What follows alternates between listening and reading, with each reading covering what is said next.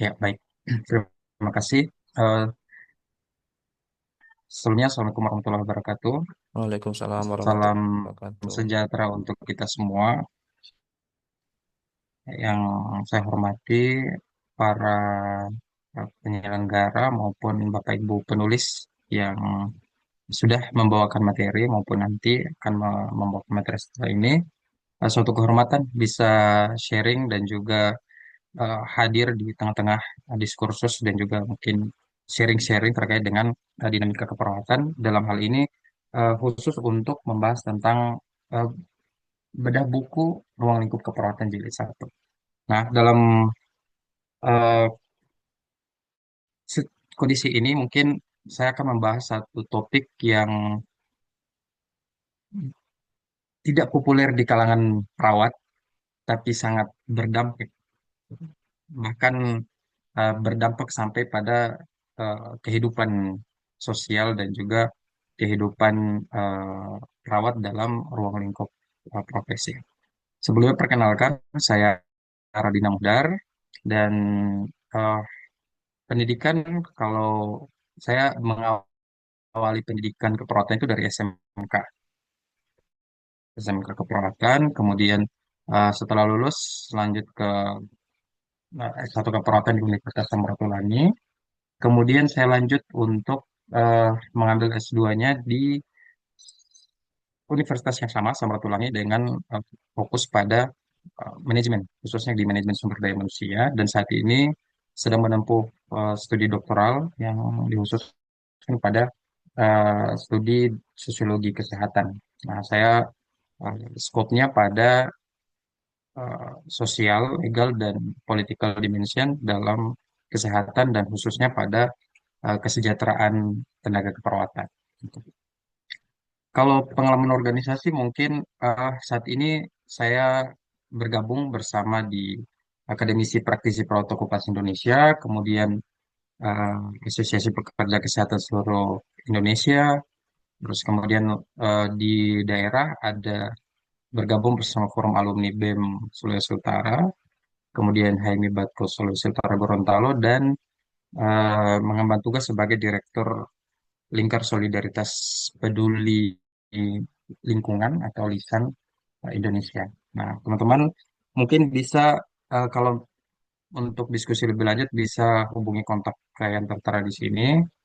Dan mungkin ada juga kalau misalnya kita bisa membahas lebih lanjut yang terkait dengan dinamika sosial, politik, hukum, dan juga ekonomi perawatan, teman-teman bisa follow akun saya di Hai Inal double A dan double L untuk kita bisa berdiskusi lebih lanjut ataupun membaca terkait dengan dinamika perawatan.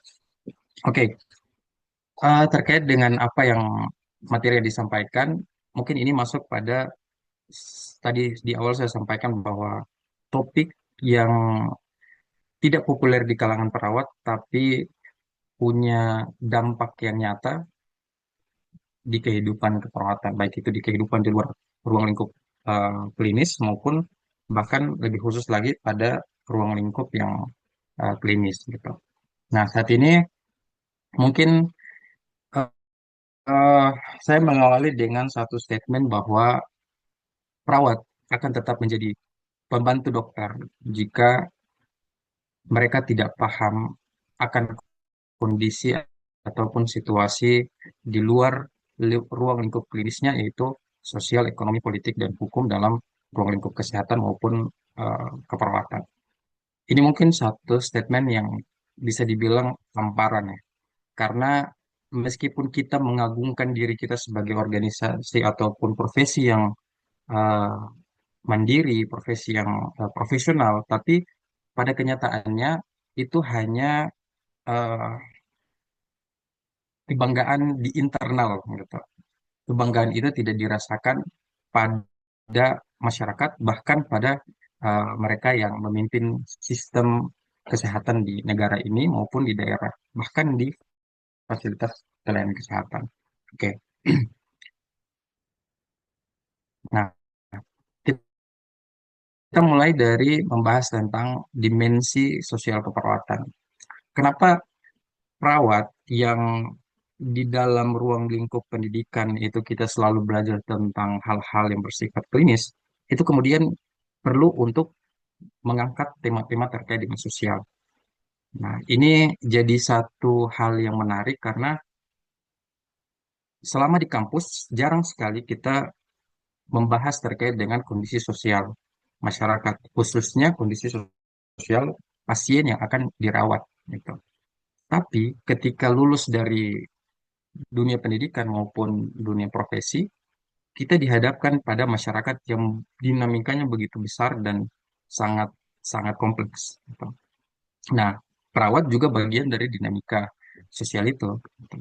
Nah, saat ini kalau kita lihat dari data Kemenkes terakhir di per Maret 2025, itu jumlah perawat itu bisa dikatakan berjumlah 785.515. Tapi kalau menurut data PPNI mungkin sudah lebih dari 1 juta perawat yang terdaftar. Nah, masalah yang paling banyak dihadapi oleh perawat bahkan tenaga kesehatan adalah bukan masalah klinis, bukan masalah yang berkaitan dengan aspek eh, profesionalismenya, gitu. Tapi pada aspek di luar itu, seperti kesejahteraannya, kemudian bagaimana beban kerjanya, kemudian mengatasi burnout dan sebagainya. Oleh karena itu, saya melihat bahwa meskipun profesi keperawatan ini adalah profesi yang sangat besar dalam ruang lingkup sistem kesehatan, tapi secara feedback untuk tugas-tugas fungsional mereka itu tidak sebanding, gitu. Nah, profesi keperawatan itu berada dalam pusaran perubahan sosial yang sangat-sangat kompleks akibat dari pengaruh globalisasi, urbanisasi, dan juga teknologi, gitu. Yang menurut yang menuntut perawat itu untuk terus beradaptasi tidak hanya secara klinis tapi juga dalam mengetahui dinamika sosial budaya. Seperti satu dinamika yang saya katakan tadi bahwa perawat itu masih dianggap sebagai pembantu dokter dan itu nyata di masyarakat gitu. Karena apa? Karena stigma itu lahir dari apa yang mereka lihat dan apa yang mereka dengar di kehidupan sehari-hari ketika mereka berpapasan dengan perawat dalam ruang lingkup sistem kesehatan gitu. Misalnya di dalam ruang lingkup Fasiankes kayaknya. Nah, perawat itu sebagai tenaga kesehatan terbesar di Indonesia gitu, dengan jumlah yang begitu banyak. Namun secara sosial itu masih ditempatkan sebagai posisi subordinat dengan pengakuan simbolik dan material yang sangat rendah gitu. Secara dalam sudut pandang masyarakat, kita dianggap pembantu dokter, dalam sudut pandang manajemen, ya kita dianggap mudah dieksploitasi gitu. Kenapa? Karena ya tadi nilai kita secara simbolik dan material itu masih dipandang rendah. Kemudian terjadi ketimpangan strukturalnya antara stigma, terus lemahnya legitimasi profesi, rendahnya modal sosial dan kultural, serta terbatasnya akses pendidikan dan jejaring dan juga ruang pengambilan keputusan itu membuat perawat itu seolah-olah jadi kelas 2, 3, bahkan di bawahnya dalam ruang lingkup sosial.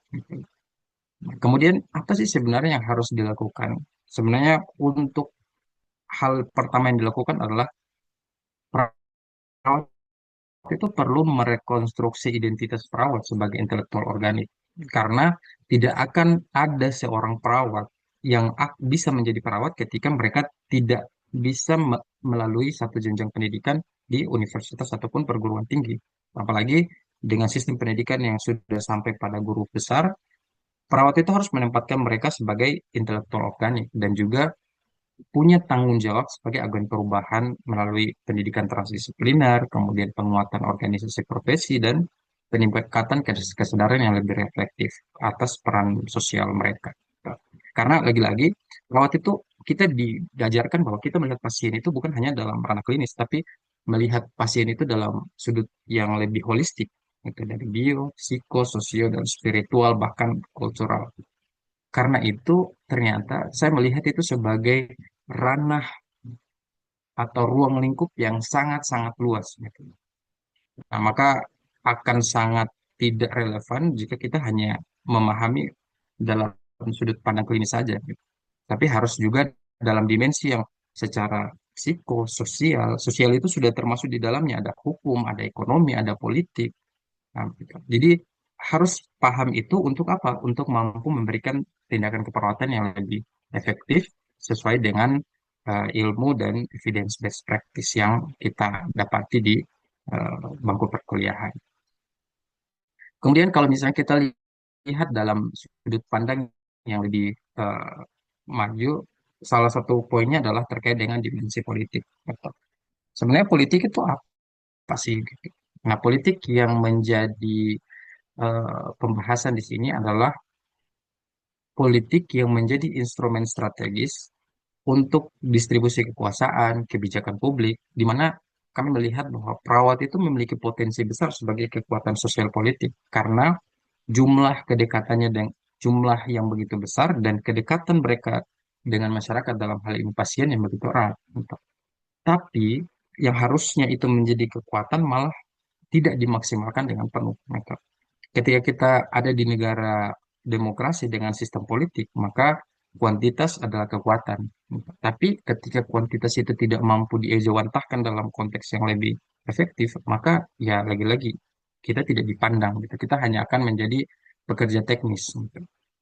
Karena dalam sistem pendidikan, perawat itu memang diajarkan untuk bekerja secara teknis. Kita jarang sekali berpikir ataupun diajarkan untuk berpikir secara strategis beyond profesi kita. Gitu. Di luar dari profesi kita.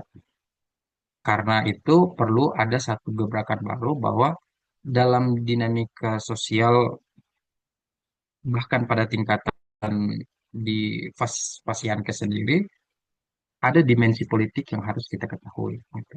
Ya, contohnya penentuan jumlah perawat dalam satu ruangan, berapa jam kerja, beban kerja, kemudian besaran gaji, itu semuanya ditentukan dalam dimensi-dimensi politik.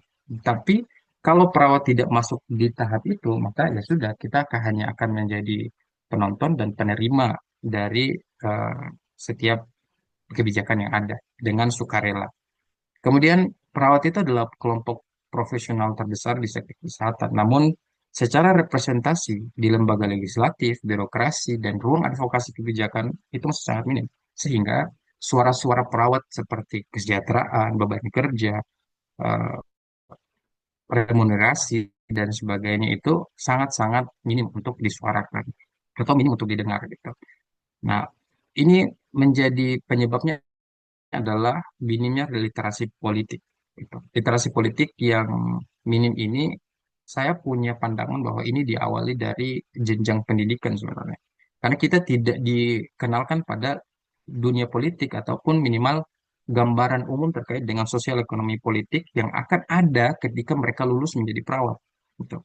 Lemahnya konsolidasi organisasi profesi juga menjadi satu faktor yang mendukung degradasi ini.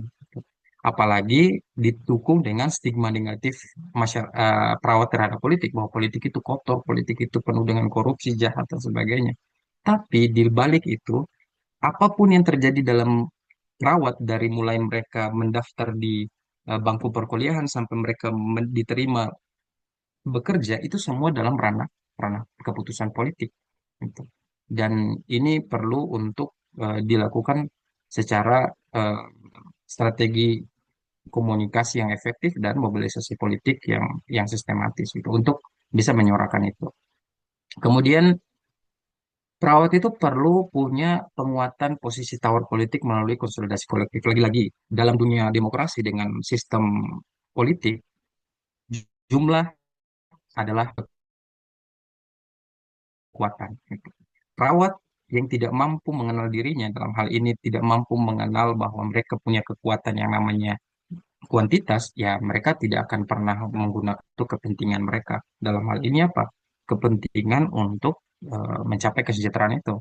Karena lagi-lagi, pertanyaan yang paling inti adalah sebenarnya kalau misalnya kita dalam konteks manajemen rumah sakit atau bahkan pasienkes, sebenarnya siapa sih yang paling harus lebih diprioritaskan oleh manajemen rumah sakit, pasien, atau tenaga kesehatan? lagi-lagi saya dengan tegas mengatakan bahwa manajemen rumah sakit atau fasiankes itu harus mengutamakan tenaga kesehatan. Karena dengan begitu, ketika tenaga kesehatan itu mampu berdikari, mampu sejahtera, mampu bahagia dalam melaksanakan tugasnya, maka dampak langsungnya itu pada eh, peningkatan kualitas pelayanan kepada pasien. Dan kalau kita lihat sedalam tataran eh, ekonomi, itu punya dalam beberapa penelitian itu kesejahteraan tenaga kesehatan itu khususnya perawat itu mampu meningkatkan kinerja, dan kinerja itu ya akan berdampak positif terhadap income, baik itu income dalam rumah sakit maupun income terhadap daerah dan negara gitu. Selain itu, reformasi internal organisasi profesi atau PPNI sebagai ujung tombak perjuangan perawat itu harus dimaksimalkan. Ya tentunya dengan kepemimpinan yang visioner, yang mampu berkorban untuk ke profesi, bukan lagi kepemimpinan yang melihat segala sesuatunya sebagai kesempatan, gitu. Atau lebih pragmatis, serta membangun jejaring strategis untuk membuat kebijakan bersama masyarakat sipil. Identitas sebagai perawat itu harus lebih dikenal di masyarakat sipil. Kemudian dalam dimensi hukum. Nah, ini satu hal yang perlu kita ketahui bahwa dalam keseharian kita itu banyak sekali kita melihat bahwa perawat itu terkena kasus-kasus hukum, baik itu malpraktik maupun dalam hal kekerasan terhadap tenaga kesehatan, khususnya perawat, itu sangat minim untuk diperhatikan. Gitu. Hukum itu dalam konteks ini tuh menjadi kerangka utama pengaturan dan perlindungan dalam praktik keperawatan. Seiring meningkatnya kompleksitas pelayanan, kesadaran hukum masyarakat, ya perawat juga harus paham dan melek akan hukum sehingga mereka tidak menjadi korban atas hukum atau produk hukum yang akan diberlakukan baik itu kepada mereka maupun kepada pasien. Apalagi peran perawat itu kan sebagai advokat pasien ya. Gitu. Maka mereka harus berdiri menjadi garda terdepan untuk membantu dan juga melindungi pasien.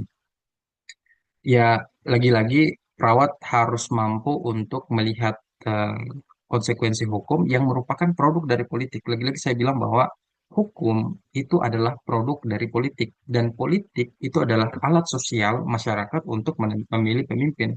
Gitu. Jadi siapapun pemimpin yang masyarakat sosial pilih, mereka akan memainkan peran politiknya untuk menghasilkan produk-produk hukum yang nantinya akan mengatur seluruh ruang lingkup masyarakat termasuk dalam ruang lingkup keperawatan. Karena itu, ya perawat mau tidak mau, suka tidak suka harus mampu untuk mengetahui dinamika itu juga. Supaya apa?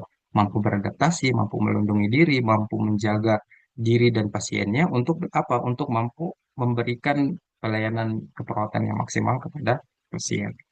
Nah, setiap tindakan keperawatan itu memiliki konsekuensi hukum, gitu. Apalagi kita ada di negara yang berlandaskan hukum, gitu. Nah, hukum yang terbaru yang sudah dibuat adalah Undang-Undang Kesehatan Nomor 17 Tahun 2023 dan peraturan perundang-undangan terkait pelayanan kesehatan dan keperawatan lain itu sebenarnya telah memperluas wewenang keperawatan dan perlindungan terhadap tenaga kesehatan. Tapi lagi-lagi kita harus mampu untuk memaksimalkan itu. Rendahnya literasi hukum perawat itu bisa menyebabkan resiko kriminalisasi, kesalahan dokumentasi, pelanggaran etik, serta lemahnya advokasi hukum dalam organisasi profesi, bahkan di secara individu. Karena itu, saya berpikir bahwa penguatan literasi hukum dan etika keperawatan itu harus dikuasai, ya termasuk undang-undang kesehatan, dan terakhir itu adalah KUHP. Kita Undang-Undang Hukum Pidana yang perlu untuk diketahui. Karena apa? Karena setiap kesalahan yang dibuat itu bisa berdampak terhadap pidana. Gitu. Oleh karena itu, integrasi pendidikan, ya, lagi-lagi saya bilang ini akarnya pada pendidikan, kemudian eh, terkait dengan hukum kesehatan, sosial, ekonomi, dan politik, dan juga penguatan terhadap pelatihan serta optimalisasi peran organisasi profesi dalam perlindungan dan advokasi hukum perawatan itu harus dimaksimalkan supaya apa? Supaya perawat itu bisa mampu melaksanakan tugas keperawatannya itu dengan maksimal tanpa harus mengkhawatirkan dimensi-dimensi yang dapat mengancam mereka di luar dari eh, ruang lingkup profesionalnya. Gitu. Jadi, perawat yang baik adalah perawat yang mampu memahami kondisi klinis memahami strategi klinis dan juga sosial ekonomi politik yang akan berdampak pada profesi dan juga kepada pasien mereka. Itu itu dari saya. Terima kasih atas kesempatannya dan saya kembalikan ke Pak Arifin.